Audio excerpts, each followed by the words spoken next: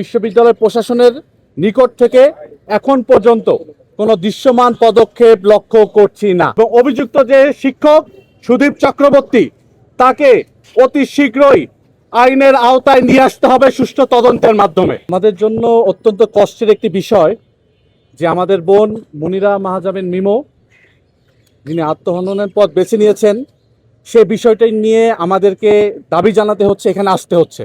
এটা আমাদের জন্য অত্যন্ত কষ্টকর একটি বিষয়।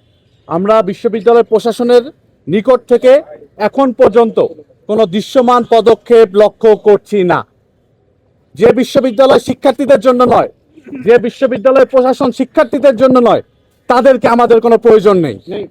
যদি তারা আমাদের শিক্ষার্থীর যে ঘটনাটি ঘটেছে এর বিষয়ে সুষ্ঠু তদন্ত সাপেক্ষে অতি দ্রুত কার্যকর পদক্ষেপ নিতে না পারে, তাহলে আমরা শিক্ষার্থীরা যে আন্দোলনের সাথে তারা যে ঘোষণা করেছে সে লড়াই আমরা চালিয়ে যাব।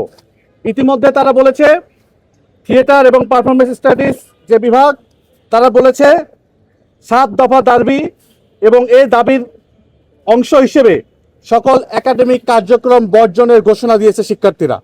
আমরা ঢাকা বিশ্ববিদ্যালয় কেন্দ্রীয় ছাত্র সংসদ ডাকসুর পক্ষ থেকে শিক্ষার্থীদের এই দাবির সাথে আমরা সংহতি জানাচ্ছি এবং যে 7 দফার যে দাবি রয়েছে এই দাবির প্রত্যেকটি বিশ্ববিদ্যালয় প্রশাসন মানবে এবং অভিযুক্ত যে শিক্ষক সুদীপ চক্রবর্তী, তাকে অতি শীঘ্রই আইনের আওতায় নিয়ে আসতে হবে সুষ্ঠু তদন্তের মাধ্যমে।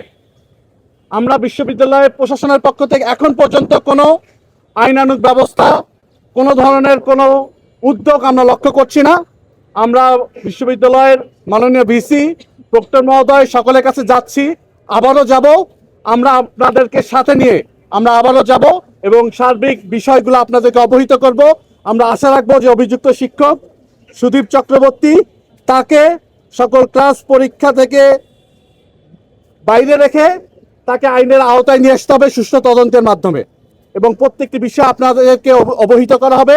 শিক্ষার্থীরা যে দাবি জানাচ্ছে, যে আন্দোলন করছে, তার সাথে ডাকসু আছে, আমরা আছি, সারা ঢাকা বিশ্ববিদ্যালয়ের প্রত্যেকটি শিক্ষার্থী দাবির সাথে আছে।